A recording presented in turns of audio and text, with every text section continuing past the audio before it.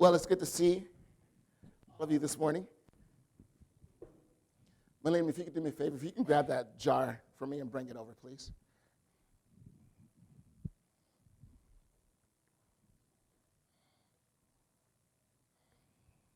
Thank you, Vanna Black. You are incredible. I know I'm going to get in trouble for that one. I know. Right, do you know who Vanna White is? Do you even have any idea? So that joke just went way over his head. You know, he just knows that he should be laughing. All right. So I just wanted to ask this, because we're in the middle of this series that we've been doing called I'm In. And really what we did is in our previous series, we looked at just being able to move beyond our wrestles and our struggles and to declare that I will not allow my past and my struggles to hinder me from becoming the person that God has called me to be. And so then we looked at, well, what would be the next step for that? And that's what this real series is really about. It's about the next step. It's about being able to recognize that you have been invited by God, that you have been called by God, that you have been empowered by God, and that you would make a commitment to say, you know what, God, I'm ready to take the next steps in my life. I'm ready to do so. I'm ready to allow my life to really count for you. So here's a question I wanted to ask you guys. Have you ever seen a catalyst at work? Have you ever seen a catalyst, not a Cadillac, but a catalyst? You're like, yeah, I've seen a catalyst Seville. No, a catalyst, not a Cadillac. I know, my wife is saying, don't laugh at that joke. Don't laugh at that joke. I can't resist it, though. But it's amazing when you do. So here we have just a normal bottle or jar of water, I should say. But if I were to introduce a catalyst, one that many of us are familiar with, when you've had a stomach ache or maybe you partook a little bit too much in the drink, you've probably had a couple of these. And so the idea behind that is when you stick a catalyst in, you begin to see some action beginning to happen. And I love this. I love the idea of what a catalyst can do. Because before, what we just had was an ordinary glass of water. But now that we add the catalyst in, and when the catalyst is done doing its work, now we have something that becomes an actual healing remedy. Like if you're feeling sick, you drink this afterwards, you burp, and you feel better. It's just one of the miracles of science. But I believe that God calls us to be catalysts. That the world is just kind of like this water. It's just there, it just kind of exists. But when God instills a catalyst agent into it, it's amazing what happens. And it becomes a healing agent to its community and to its society around them. So I believe that God has called every single one of us to be a catalyst. Matter of fact, turn to your neighbor and say, you are a catalyst. Now, neighbor, you really believe the way it was said to you, but you are. You are a catalyst. And so in understanding this, here's what a catalyst knows. A catalyst knows this. I am instrumental in the work of God in my family, community, and neighborhood. That's what a catalyst knows. I'm instrumental. I'm instrumental. There's a reason why God has placed you exactly where he has placed you, to whom he has placed you with. There's a reason why God has done that. See, once you made a commitment to Christ, again, it's not like you left this world and went to heaven. No, he left you here. He left you here for a reason. Why? Because he wanted you to be a catalyst. And you know what I love is the most effective catalysts have a very simple motto. A very simple motto. And it's this: see a need, meet a need. Is that simple? See a need, meet a need. So when we begin to recognize our ability, our capacity to be able to do that, and here's the great thing. Do you have to be a scholar to see a need and meet a need? Do you have to be incredibly talented to see a need or meet a need? No. You just see it and you do it. You just see it and you do it. And so just imagine what our community would look like if that's the commitment that we made. If that's the empowerment that we stepped into and that we allowed ourselves to be used. You know, Jesus understood the importance of catalysts. He did. That's why it says in Matthew chapter 10, verses 1 through 4, Jesus called his 12 disciples together and gave them authority to cast out evil spirits and to heal every kind of disease and illness. Very simple. He empowered them to be catalysts. Catalysts for healing, catalysts for change. Here are the names of the 12 apostles. First, Simon, also called Peter, who we know was impulsive, who we know didn't really think things through, who we know, on a regular basis, like his foot in his mouth. But this is Simon, called Peter. Then Andrew, Peter's brother. Then James, son of Zebedee. And John, James's brother. Now they were called the sons of thunder. The sons of thunder. Because they were quiet. No. They were called the sons of thunder. Why? Because they're probably loudmouth guys. Philip, Bartholomew, Thomas. Thomas was the cynical guy, the doubter, but he was the cynical guy. He was the guy that said, oh, well, if Jesus is going to die, let's go to town so we can die with him. That's Thomas.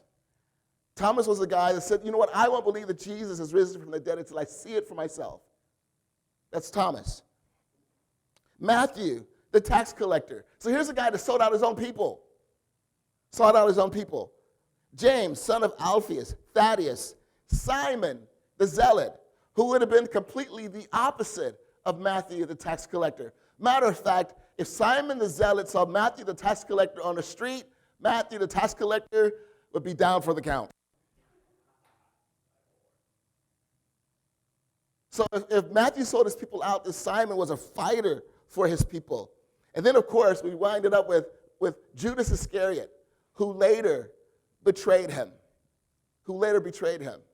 So these are the 12 guys that Jesus chooses to be catalysts. Now, here's the thing that's really interesting, and we've said this before, that if you were to start a movement that's going to change the world, you wouldn't start with these 12 guys. You wouldn't. Well, actually, we know that Judas commits suicide later, so we'll say 11. But I believe that if Judas would have held in there and hung on till after the resurrection, I believe that Jesus would have forgiven him too. Just like we make struggles, we make choices that we betray Jesus. I'll never do this again, and then we do it again. But Jesus forgives us. So I believe that Judas would have been forgiven as well. But with that in mind, as we look at this idea, is here are these guys who were loudmouth, who were impulsive, who were weak-willed men, who lacked confidence. I mean, we could go through who sought out their own people. We can look at these guys and we see all of these faults. And here's the thing, again, that is so important for us to understand, is Jesus regularly chose the people least likely to carry out his message with impact, but those are the people that he chose to do it.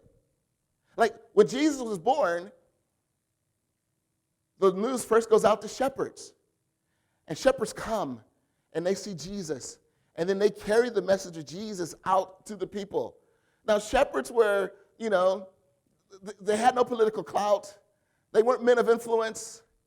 They were just your normal, everyday, minimum wage worker. And that's who Jesus decided to reveal himself through. When Jesus raises from the dead, he reveals himself to a woman. And it's a woman that carries out his message. Now, back in those times, it was a sexist culture. And women's voice had no value. Matter of fact, a woman couldn't even testify in court as a witness because her voice had no value back in those times. Now, I'm not saying that's the way it should be, because I'm married, and I'm not stupid. Okay, I just want to make that really clear. But Jesus recognized the value of her voice. And so it was the voice of the woman who went forward to say, he's alive, he's arisen again. Again, the last person that you would think Jesus would choose to carry his message. But that's exactly who he uses. And I would say the same thing with us. Many of us say, I'm the last person that Jesus would use. I have no talents. I messed up so much in my life. Why would Jesus use me? Well, if that's the way that you think, you're perfect. Because you're the exact person that Jesus uses as a catalyst.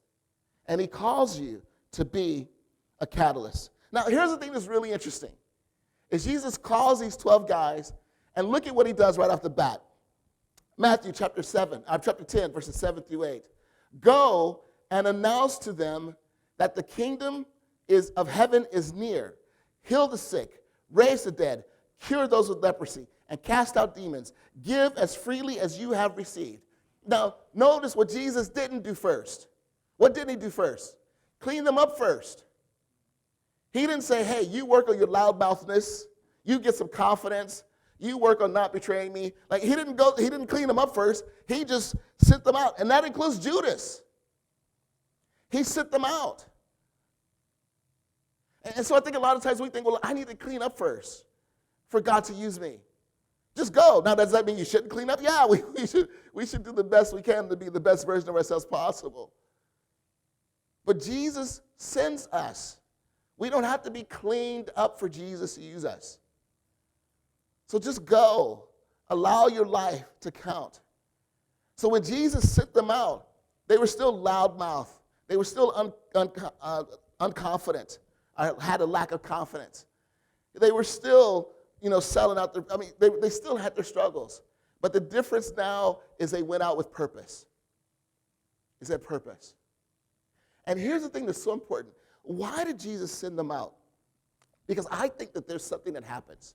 I think when you are out and you're serving others and you begin to recognize the deficiency in your lives, you realize that God uses me to make an impact. So if he uses me in this way, let me clean myself up. Let me grow. Let me develop. Let me change so I can become a better version of myself so God can use me that much more powerfully. But you are. You are a catalyst. So go and allow your life to be used to make a difference for him. I love what he does. So again, and what was the message that he gave to the disciples? He said, basically, see a need, meet a need. That's what he told them. See a need, meet a need. That was a challenge that he gave them. And that's exactly what God asks us to do. That's exactly what God asks us to do. Again, just imagine what our family, what our neighborhood, and what our community would look like if that became our mentality. See a need, meet a need.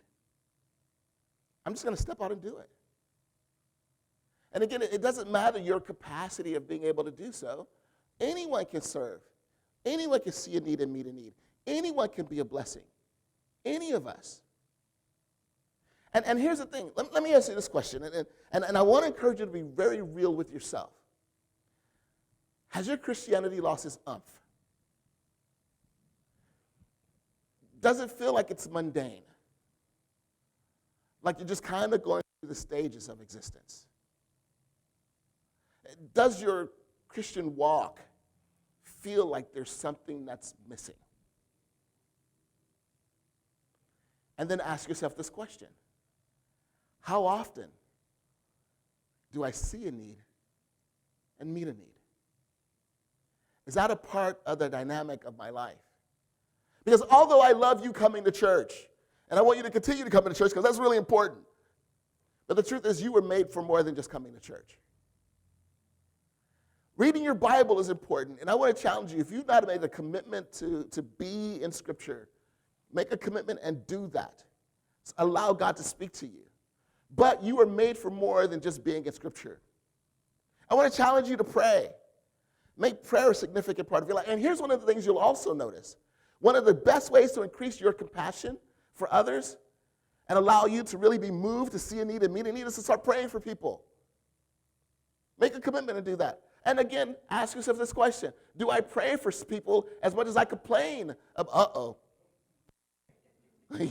You went there. Do I pray for people as much as I complain about people? But you will. The depth of your compassion and the depth of your movement to be a catalyst has a lid. And that lid is how much you are willing to pray for others in their need, in their struggles, in their wrestles. So with that in mind, see a need, meet a need. That's what we're called to do. And amazing things happen when we just make a commitment to be available. Amazing things. God, I don't know what you're going to do today. I don't know how you're going to use me today. I don't know. But God, I'm available. I'm available. And I'm just going to make my eyes. So God, give me your eyes so I can be attentive. Give me your ears so I can hear. Give me your sense so that I can be present. So that when I am in the presence of someone who has a need, that I will step in and respond to the work that you are calling me to do, even if it's just grabbing someone a cup of coffee. But I will do that. It's amazing what happens. And here's the thing. Jesus just simply wants us to be intentional about being available the same way that he was intentional about being available. It's all he's asking us to do. I'm going to read through Matthew chapter 9, and we're going to hit some parts of it. And all I want you to do is just keep in mind that all of these things happen simply because Jesus was available. Matthew chapter 9, verses 1 and 2. Jesus climbed into a boat, went back across the lake to his own town. Some people brought to him a paralyzed man on a mat. Seeing their faith, Jesus said to the paralyzed man, "Be encouraged, my child, your sins are forgiven." Matthew chapter 9, verses 9 and 10. As Jesus was walking along, he saw a man named Matthew sitting at his tax collector's booth. "Follow me and be my disciple," Jesus said to him. So Matthew got up and followed him. Later, Matthew invited Jesus and his disciples to his home as dinner guests, along with many other tax collectors and other disreputable sinners. Matthew chapter 9, verses 18 and 19. As Jesus was saying this, the leader of a synagogue came and knelt before him. "My daughter has just died," he said, "but you can bring her back to life again if you just come and lay your hand on her." So Jesus and his disciples got up and went with him. Matthew chapter 9, verse 27. After Jesus left the girl's home, two blind men followed behind him shouting, "Son of David, have mercy on us." Matthew chapter 9, verses 32 and 33. When they left, a demon-possessed man who couldn't speak was brought to Jesus. So Jesus cast out the demon, and the man began to speak. The crowds were amazed. "Nothing like this has ever happened in Israel," they exclaimed. All of that simply because Jesus was intentionally available. All of that. See, here's the thing. Availability unleashes accessibility, which unleashes God's ability. Availability opens the door for accessibility, which unleashes God's ability. So the call in our lives is not difficult. It's just saying, be available. Just be available. And you never know what God will do if you just make a commitment to say, "God, I'm available." Now, in order for us to be available, that means that we have to be willing to be uncomfortable. That means that we have to be willing to step outside. I'll tell you now, this spot right here is perfect. Why? Because I'm standing under the vent of the air conditioning, and it's blowing directly on my bald head. Feels incredible. So I'm going to just preach from this spot for the rest of the message. Now, you know what happens? With comfort, it's easy. You know, we live in a society that embraces comfort, that encourages the pursuit of comfort. And will let us know, it seems as though the greater the level of comfort that we have, the more that we've arrived. I went to Atlanta not too long ago with my kids, and I was driving my sister's car. And my sister, you know, she leases her cars, and so she had a 2022 Cadillac SUV. Oh, yeah.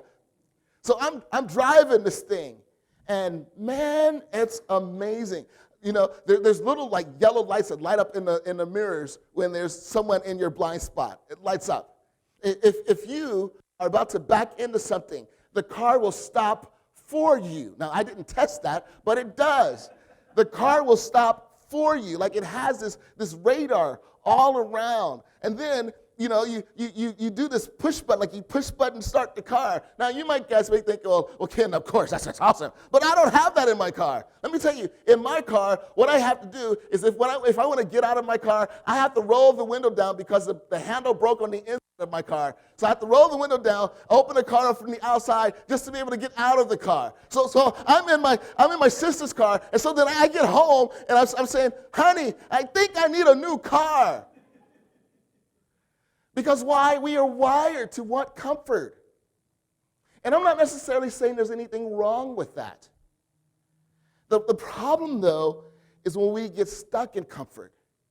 The problem is when comfort becomes more important than being a catalyst. Because comfort doesn't change lives. You know what comfort does? Is comfort sits on its chair with the air conditioner and points at how everybody else's life is messed up and what they need to do to change. But will they get involved? No. Will they make their lives messy? No. Will they be uncomfortable? No. And the world no longer needs pointers. We got plenty of those called Facebook. Right? There's plenty of pointers. The world doesn't need more pointers. The world needs more catalysts. It needs people willing to step into lives of others, step into the brokenness of others, step into the struggles of others. It needs people that are willing to do that. It needs people who are willing to be messy.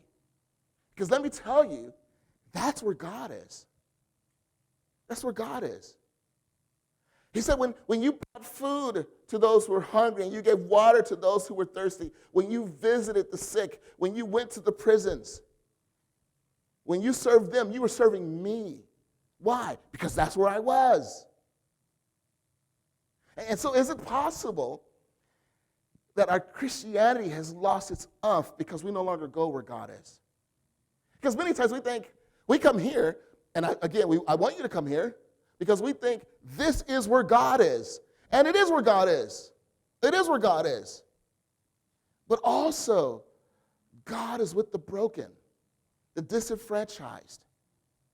That's where he also is. And he wants us to go there, to be catalysts, to make a difference. So you are instrumental in the work of God. So see a need, meet a need. Matter of fact, Jesus put it this way in Matthew chapter 9, verses 36 through 38. He says, when he saw the crowds, he had compassion on them because they were confused and helpless like sheep without a shepherd.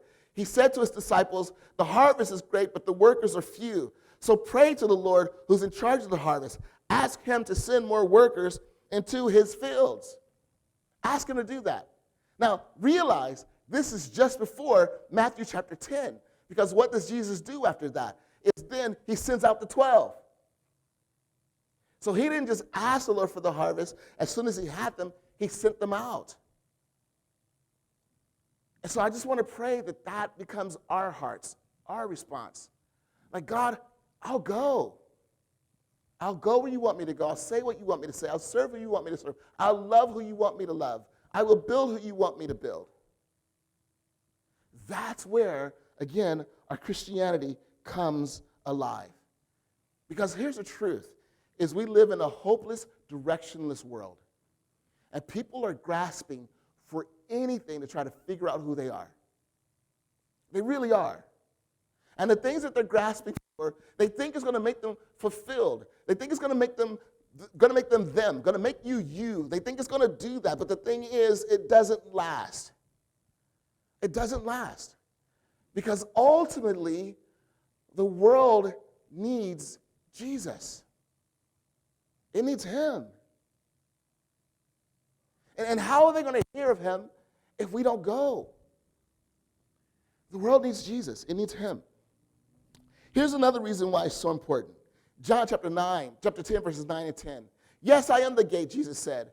Those who come in through me will be saved. They will come and go freely and will find good pastures. The thief's purpose is to steal, kill, and destroy. My purpose is to give them a rich and satisfying life.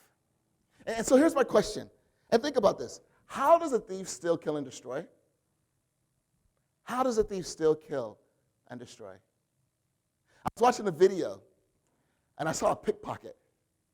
And this guy was just amazing. Like, he's talking to this guy, and he was talking about how pickpocketing really is really built off the idea of taking our focus off of what really is happening. And so he's talking to the guy. Next thing you know, the guy looks up, and he has the guy's watch on his own arm. So while he's talking to the guy, he took the watch off the wrist of the guy, put the watch on the wrist, and the guy had no idea that it happened.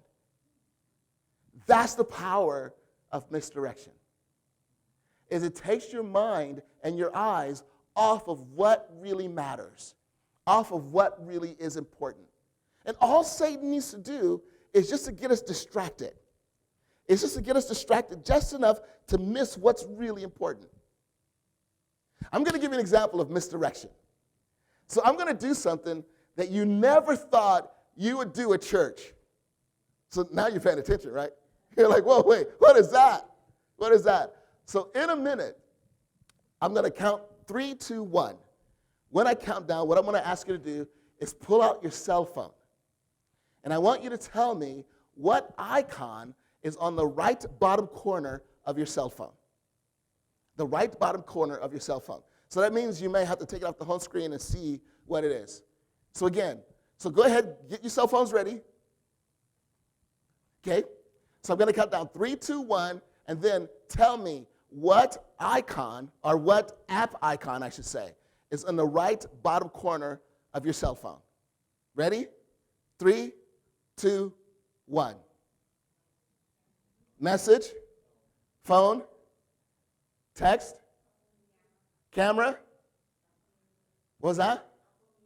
Apple Music? There we go. You got your priorities straight. Okay. What else? Any others? What's that? Quick memo. Note to self. Okay. Any others? Now let me ask you this question. And don't look at your phone. What time was it on your phone? What time was it? Now, did you look, though? So I said without looking. Without looking. Now, why is that? Now, for many of you, your cell phone, as soon as you look at home, it has the time in big blocks right in front of you. And then when you swipe up or whatever it is, or push the button or whatever it is, then there's a little clock still right on the top corner or top of your phone that tells you exactly what time it is. Now, which is most important? What is on that right corner of the icon of your phone, or the time based on the length of this message? Right? I want to know what time it is, Ken. But here's the thing. Sometimes, and that's a picture of misdirection, is what it does is it takes our focus off of the most important thing. The most important thing. It takes our eyes off of that. So, and here's the thing. In our own lives, we see this. We see this. We're so busy paying our bills and working, and our lives are so crowded that we don't have time for God. As Christians, we struggle with this. So how much more is Satan deceiving the world so that they can't see that truth as well? They can't see the truth of Scripture. They can't see the truth of God. You know, we've been talking a lot about Roe v. Wade recently. And I'm not going to get political. Just want to make that really clear. But we've been talking about that a lot lately. But you know what I realized as I was preparing for this message? We've suffered from misdirection. We've been so busy arguing about Roe v. Wade that we've missed sight of the person who's pregnant. We've missed sight of the person who's pregnant.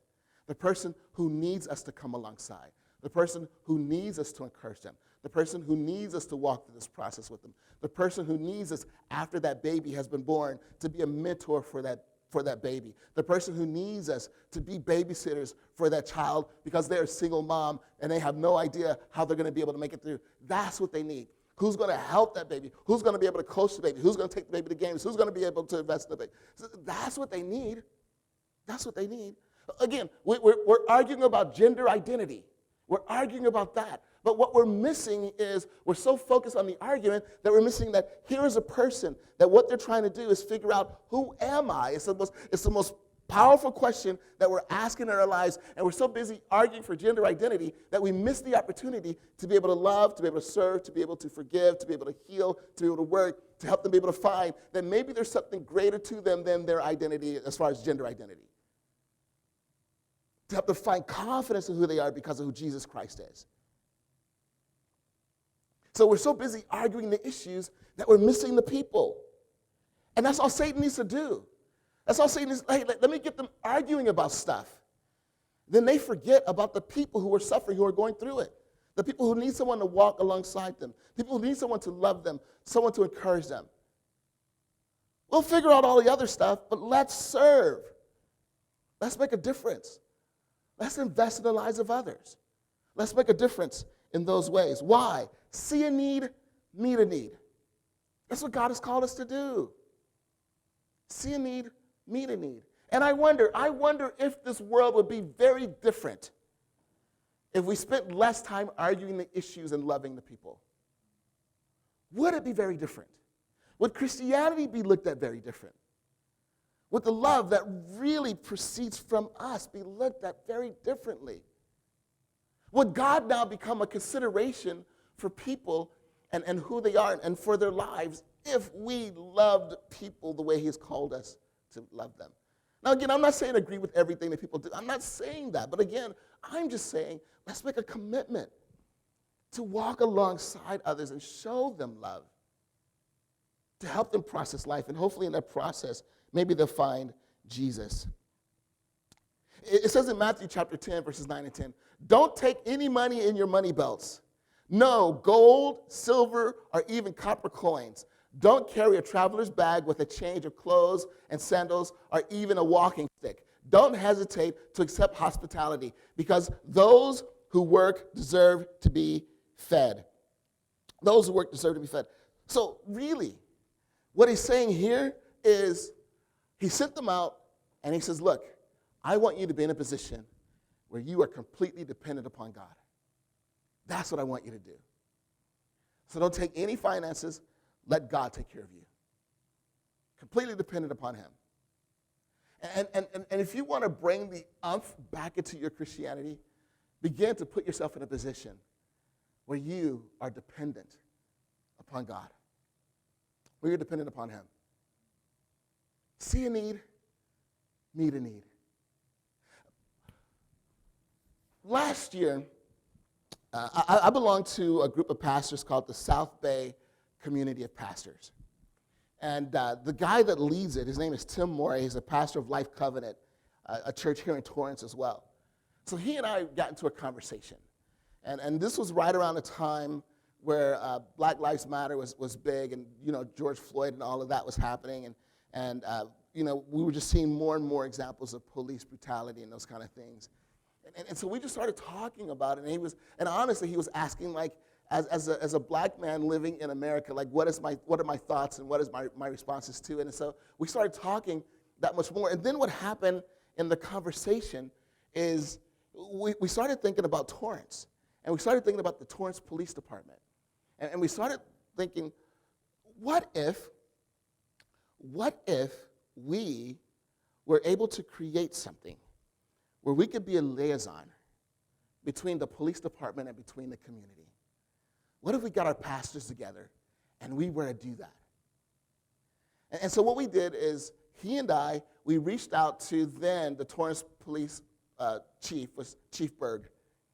And then we set up a meeting with her, and she brought in, and it was really great, she brought in her community affairs guy, his name was Ron Salary, and she brought in all of these other heavy hitters in the Torrance Police Department, and we sat down with them, and we talked with them. And here's what we said to them. We said, look, here's what we want you to understand is, we're looking at what's going on in the civil unrest and all of these things that are happening right now. We just want to understand from a police officer and what your perspective is and how you are handling. How do you manage it? And how do you handle if there's a community complaint against an officer? How do you manage that? And we talked about chokeholds, and so we went through, we talked about the whole and it was gritty, and it was real, and it was incredible. We had such an incredible conversation, and we made it really clear. We said, look, we're not police officers, so we're not here to tell you how to do your job. We know what that's like. We're pastors. And we get people telling us how to do our job all the time. So we're not here to tell you how to do your job. All we want to know is this process and how can we build the kind of relationship with you where we can have this kind of connection where if a shooting were to happen here in Torrance, and if it were justified, that we would be able to stand with the police department in front of the community and say, and we know that there will be a limit on what it is that you can reveal to us because we know that there's a process that you have to go through and trying to figure it out and gathering evidence. And we know all of that. We know that. But if we could be that liaison between you and the community, to be able to stand before them and say, no. As much as we know that this was a righteous shoot. We know that. But also to have the kind of relationship where if it wasn't a righteous shoot, that we can be connected in such a way that we can lovingly hold the police accountable to make sure that if it's not right, then that the justice is done. And it was a great conversation. So then we fast forward about a year later because we had planned on some things and it just kind of fell through. It fell through because of COVID. It also fell through because of the move to defund the police. It did affect the Torrance Police Department. They lost 30 officers, as a result of it.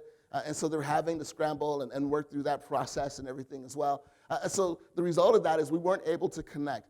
So about a year later, I reached out to Ron, and I said, hey, let's get this going again. And so they were really excited. But at this point, we have a new chief. His name is Chief Hart. So then what happened is myself and Tim, we met with Ron and Chief Hart. And let me tell you, I love this guy. Chief Hart is he's just incredible. He really is. And he was like, hey, bring on the tough questions.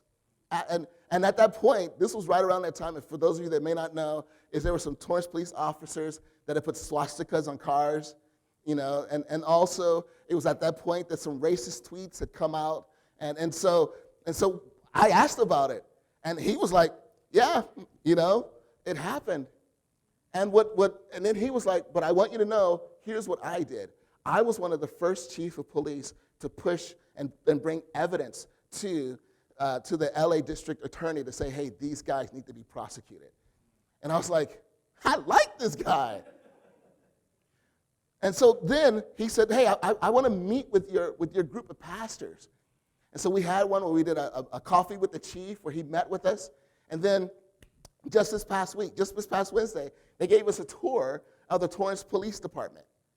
And it was really great. So it's a tour that usually takes an hour. For us, it took 2.5 hours for this tour. Because what they did is they said, look, if you're going to be dealing with the Torrance Police Department, here are most likely the people that you're going to be dealing with. So we met with a detective. We met with the person who was in charge of the public records. We met with the person, like when you call 911, we met with the person in charge of the call center.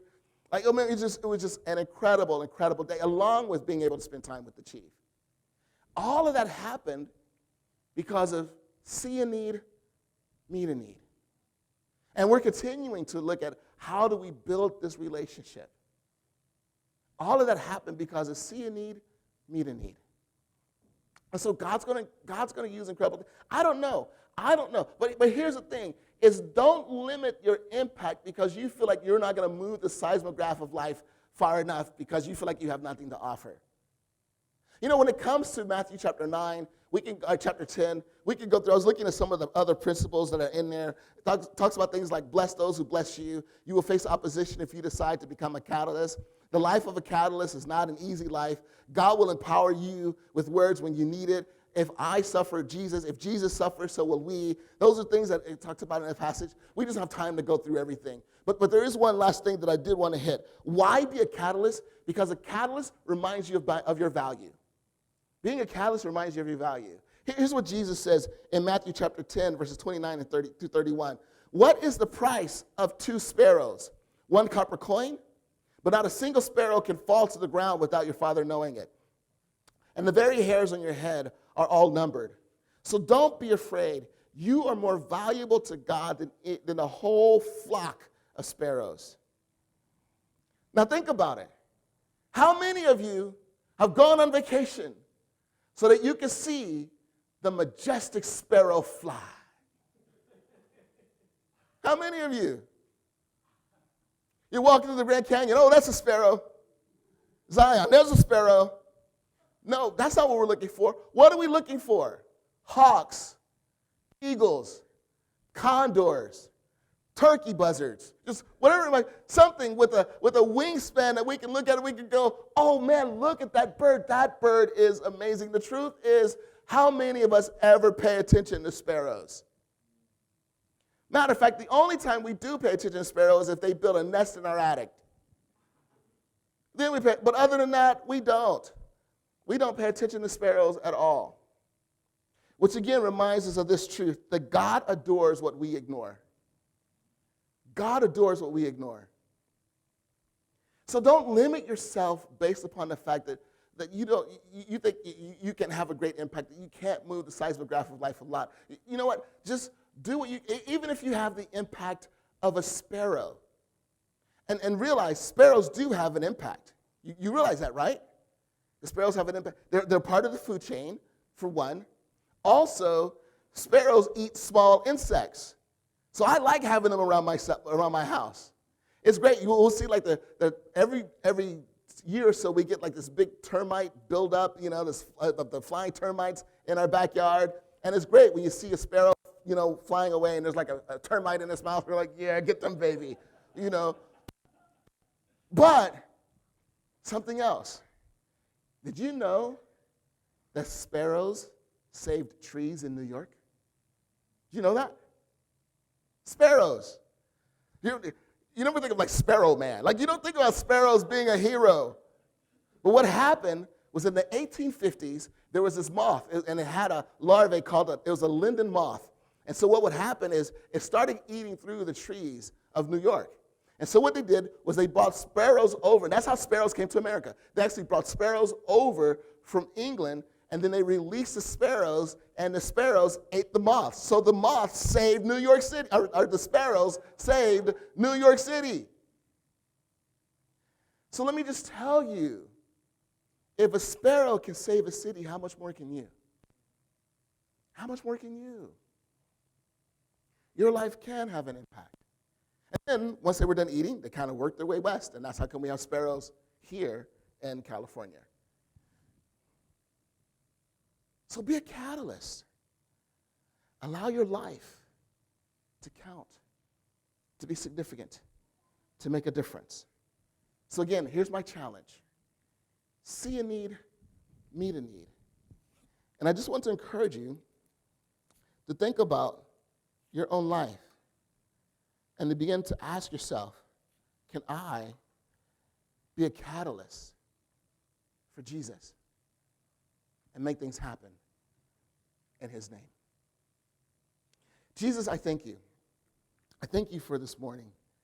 I thank you for the opportunity to really be able to examine our hearts and our lives and our thoughts.